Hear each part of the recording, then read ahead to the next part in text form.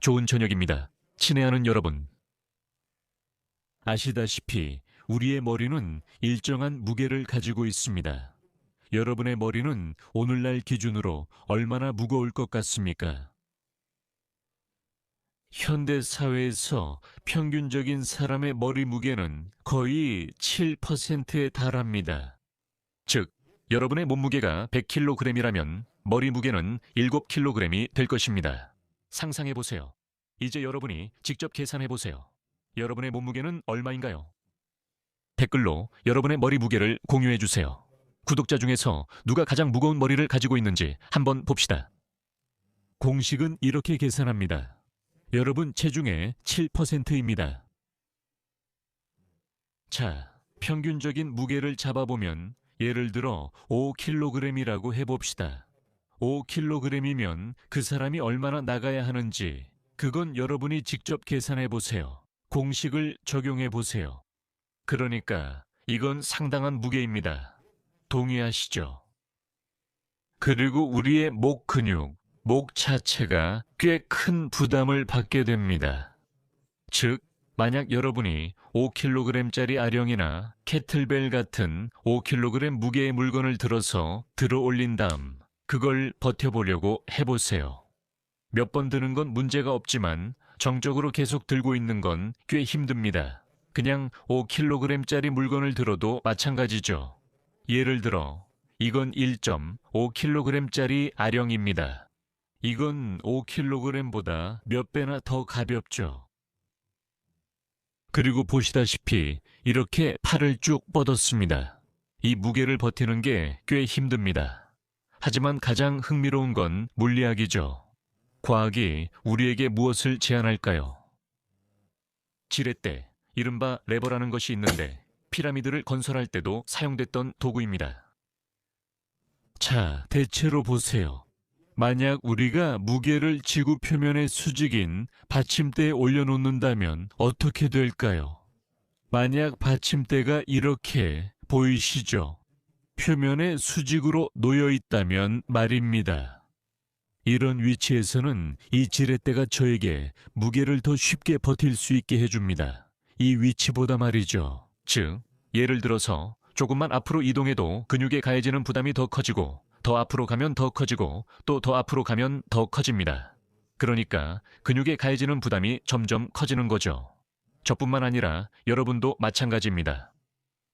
이게 대략 이런 자세입니다. 그런데 만약 여러분의 머리와 목의 위치가 이렇게 기울어진다면 목에 가해지는 부담이 몇 배로 증가하게 됩니다. 자, 여러분의 머리 무게가 5kg이라고 해봅시다. 머리는 목 위에 있고 목 근육이 바로 여기에서 머리를 지탱하고 있습니다. 하지만 머리가 앞으로 기울기 시작하면 여기서 물리 문제를 잘 푸는 사람들은 알겠지만 각도가 이렇게 변하면 힘이 커지고 무게가 더해져서 결국 거의 50kg이 됩니다. 그리고 새로운 각도가 생길 때마다 결국 머리의 위치가 바뀌면 이론적으로는 목에 150kg의 무게가 실리게 됩니다. 물론 실제로 그렇게 많이 늘어나진 않아요. 150kg까지는 아니죠. 하지만 예를 들어 여기서는 좋아요. 좀 더 현실적인 수치로 해볼게요. 어쨌든 요점은 이해하셨죠? 여기서는 목 근육에 가해지는 부담이 적고 여기서는 그 부담이 증가합니다. 본질적으로 이게 무슨 의미일까요? 이 말은 우리가 휴대폰을 계속 이런 자세로 보게 되면 머리가 이런 위치에 있게 된다는 뜻입니다. 이렇게 하면 우리의 목이 강화되어야 하지만 만약 우리가 근육을 과도하게 사용한다면 특히 어떤 정적인 부담을 주게 된다면 점차적으로 이 근육이 손상되기 시작합니다. 즉, 우리가 목을 운동시키고 세트로 진행하면서 근육에 휴식을 준다면 예를 들어 이런 자세로 버티다가 올려주고 즉 근육이 피로해지게 한 다음에 회복할 시간을 주면 근육이 서서히 회복됩니다. 하지만 계속해서 근육에 부담을 주고 휴식을 주지 않으면 근육 과부하와 관련된 현상이 발생하게 됩니다. 이것이 바로 첫 번째로 염증입니다. 근육에 과부하가 걸리면 근육이 손상되기 시작하고 근육의 여러 부위, 즉 근복 부분에서 손상이 일어나기 시작합니다.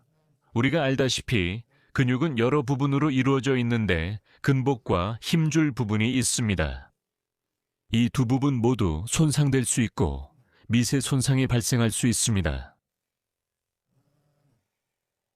근복이 손상된다면 사실 그렇게 나쁜 것은 아닙니다. 만약 큰 파열이 아니라면 근육은 회복되고 때로는 더 강해지기도 합니다. 이것이 바로 근력 운동의 본질이기도 합니다. 우리가 근육 자체를 약간 손상시키면 그 후에 근육이 비대해지지만 회복할 시간을 줘야 합니다. 만약 근육을 과도하게 사용하면 염증이 만성적으로 변하게 됩니다. 힘줄은 회복하는데 더 많은 시간이 필요합니다. 만약 우리가 힘줄을 조금이라도 다치게 하면 힘줄은 매우 오랜 시간 동안 치유됩니다. 힘줄이 뼈막에 붙어 있는 부위, 즉 힘줄이 붙는 부위도 회복이 매우 오래 걸리고 이런 부위들이 염증이 생깁니다. 그리고 근육의 막, 즉 근막도 근육 사이에 존재하는데 이런 부위들도 우리 몸에서 어떤 방식으로든 염증이 생길 수 있습니다. 이것을 근막염, 근염, 건염이라고 합니다. 이런 과정이 여러 번 반복되고 과부하가 걸리면 자주 이런 일이 발생합니다. 하지만 이런 현상은 특히 힘줄 부위에서 자주 발생합니다. 왜냐하면 힘줄은 치유되는데 더 많은 시간이 필요하고 구조물 주위에 섬유성 증식이 생기기 때문입니다. 가장 흔하게는 힘줄에서 이런 현상이 나타나고 근육에서도 발생할 수 있지만 주로 힘줄에서 더 큰 문제가 됩니다. 힘줄 주위에 결합 조직이 생기면 힘줄의 움직임을 방해하고 통증을 유발하기 때문입니다. 이런 만성적인 건염이나 건병증에서는 결합 조직이 힘줄을 압박하기 시작하고 움직일 때 다시 염증을 유발합니다. 어떻게 치료해야 할까요? 여러 가지 치료 방법을 병행해야 합니다. 물리치료가 필요할 수도 있고 염증을 줄이기 위해 항염증제 같은 약물이 필요할 수도 있습니다. 하지만 가장 중요한 것은 움직임을 회복하고 운동을 통해 힘줄을 둘러싼 모든 조직의 탄력성과 힘줄 자체의 움직임, 그리고 힘줄의 탄력성을 천천히 회복하는 것입니다. 하지만 우리는 이런 상황까지 가지 않도록 해야 합니다. 우리는 이런 모든 것을 미리 예방해야 합니다. 그래서 이런 점들을 염두에 두고 보면 특정 근육들이 과부하를 받고 있다는 것을 알 수 있습니다. 그렇다면 이런 근육들의 긴장을 풀기 위해 우리는 무엇을 해야 할까요? 목에서 가장 자주 과부하가 걸리는 부분은 어디일까요? 우리가 긴장을 느끼는 곳은 어디입니까? 어깨 부위죠. 맞죠? 그곳에서 무엇이 긴장될까요? 많은 사람들이 승모근이 긴장된다고 생각하는데 한편으로는 그 말이 맞습니다. 간단히 말해서 그곳에서 승모근이 긴장된다고 해도 되지만 거기에는 경합거근도 함께 긴장됩니다. 즉, 이 옆부분에서 두 개의 근육이 아프고 과부하가 걸린다고 할 수 있습니다. 하나는 승모근이고 이 근육이 약해지면 자주 과부하가 걸리기 시작합니다.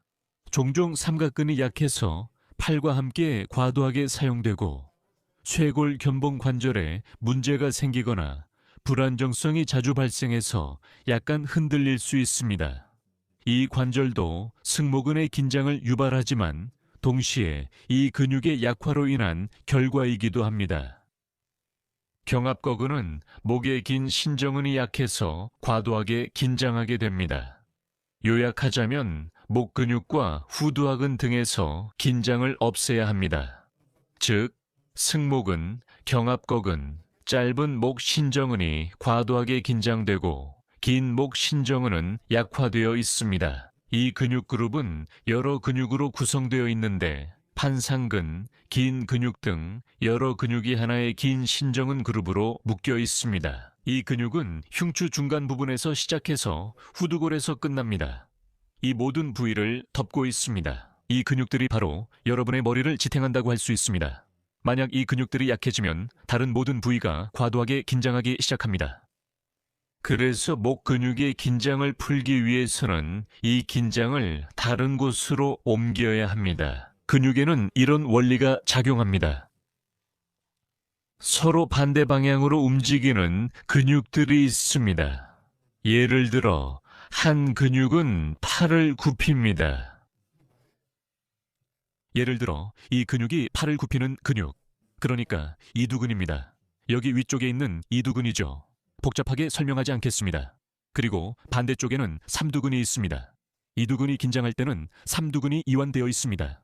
삼두근이 긴장하면 우리가 삼두근에 힘을 주고 긴장을 유지하면 그 순간에 다른 근육, 즉 이두근이 부드러워지고 쉬고 있다는 것을 느낄 수 있습니다.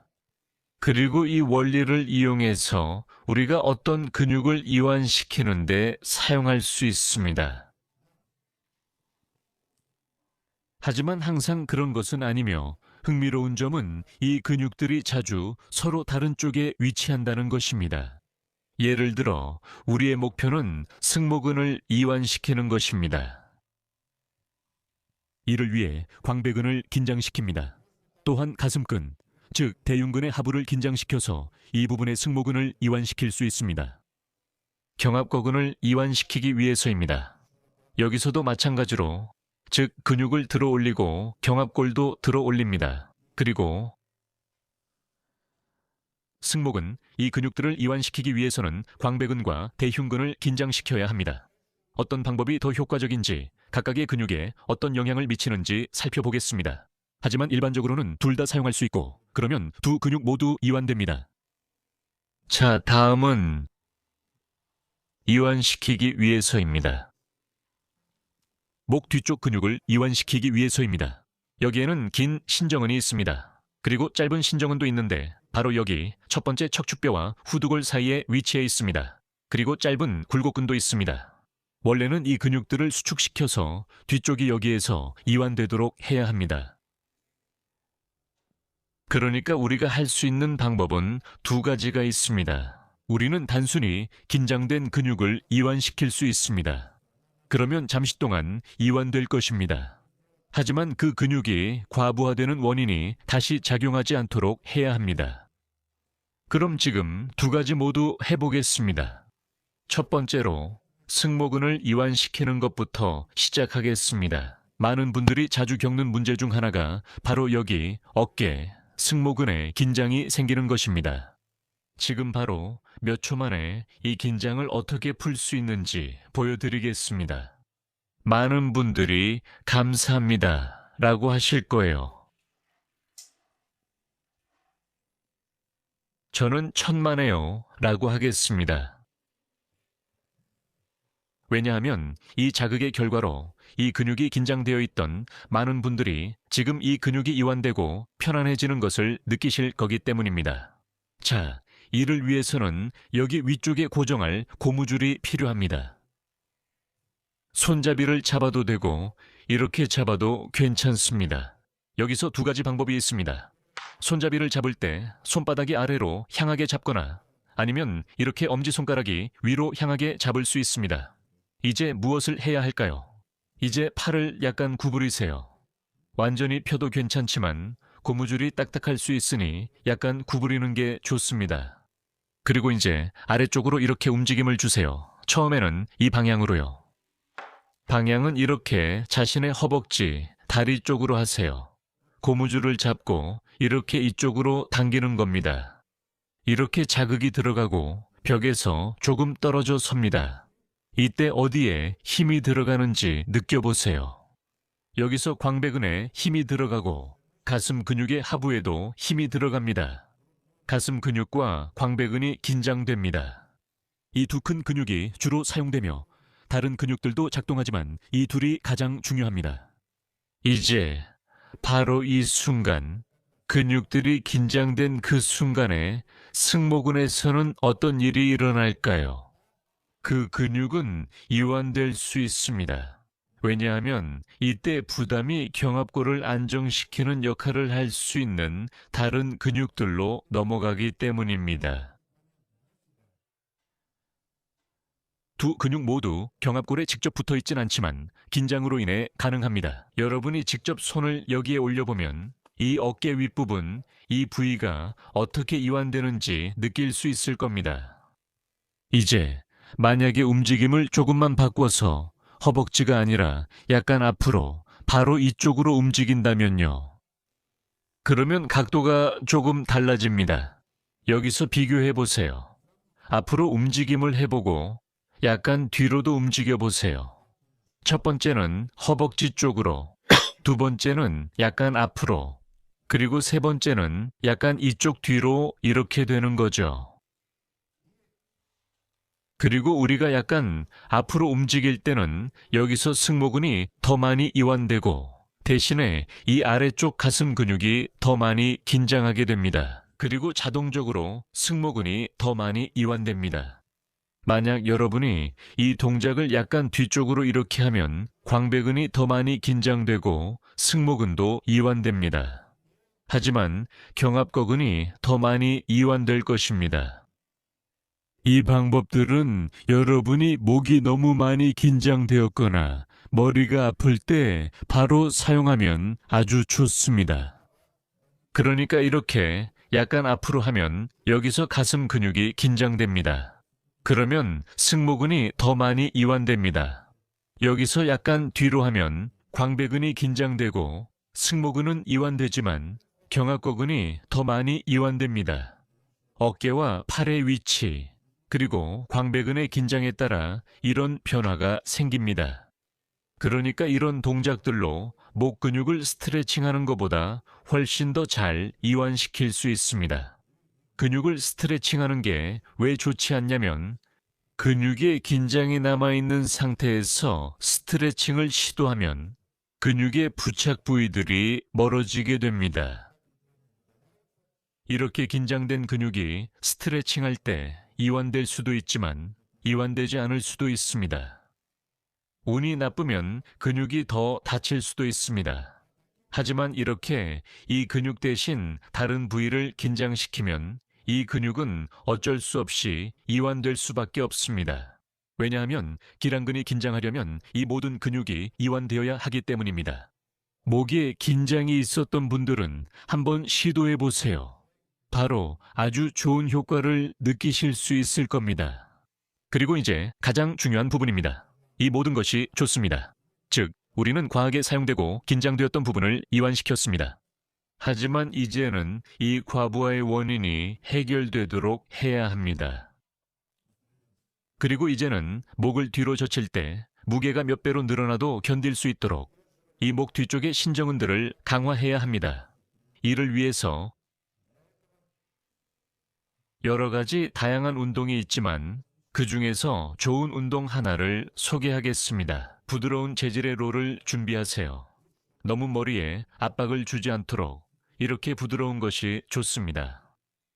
이 롤을 이렇게 벽에 대고 편하게 올려놓으세요. 이제 엉덩이로 벽을 닿게 하고 뒤통수로 롤에 기대세요. 발은 바닥에 두고 엉덩이는 바닥에서 떼세요. 다시 내려놓고 다시 들어 올리고 다시 내려놓고 다시 들어 올리고 이런 식으로 반복하세요. 5회에서 10회 반복하세요. 만약 목에 힘이 너무 많이 들어간다고 느껴지면 5회부터 시작하세요. 강도를 높이고 싶으면 어떻게 해야 할까요? 다리를 벽에서 조금 더 멀리 두고 서두르지 말고 이렇게 하세요. 머리로 지지하고 골반을 들어 올립니다. 머리로 지지하고 골반을 들어 올립니다. 너무 힘들다고 느껴지면 벽에 더 가까이 다가가세요. 더 가까이 다가가서 골반을 내리고 올리고 골반을 내리고 올립니다. 이 자세에서도 힘들다면 더 가까이 다가가서 자신이 버틸 수 있는 긴장감을 느낄 수 있는 위치를 찾으세요. 이 동작 하나만 해도 목의 신정근이 아주 잘 강화됩니다. 한 번만 해도 머리 위치가 어떻게 달라지는지 느껴보세요. 목의 신정근이 긴장되기 때문입니다. 많은 분들이 오랫동안 제대로 된 자극을 받지 못했던 근육입니다. 이 근육들은 늘어나기만 하는데 익숙해져 있습니다. 그리고 가장 중요한 점이 있습니다. 가장 위험한 것은 이렇게 목을 늘리는 것입니다. 그러니까 이렇게 목을 당기는 것은 바람직하지 않습니다. 오직 목의 신정은이 아주 잘 발달된 경우에만 괜찮지만 그런 사람은 드물고 보통 그런 사람들은 목에 문제가 없습니다. 허리 부위의 근육을 이완시키는 방법도 마찬가지로 존재합니다. 즉, 우리가 방금 어깨를 즉시 이완시킨 것처럼 허리도 이완시킬 수 있습니다. 마찬가지로 긴장된 허리도 이완시킬 수 있습니다. 예를 들어 복부 같은 다른 근육으로 부담을 옮길 수 있습니다. 관심이 있으시면 댓글로 남겨주세요. 다음번에는 이것을 해보겠습니다. 지금 우리가 함께 했던 것처럼 허리 근육도 즉시 이완시키는 방법을 알려드리겠습니다. 자, 그럼 다시 한번 좋은 저녁 되시길 바랍니다. 다음 영상에서 뵙겠습니다.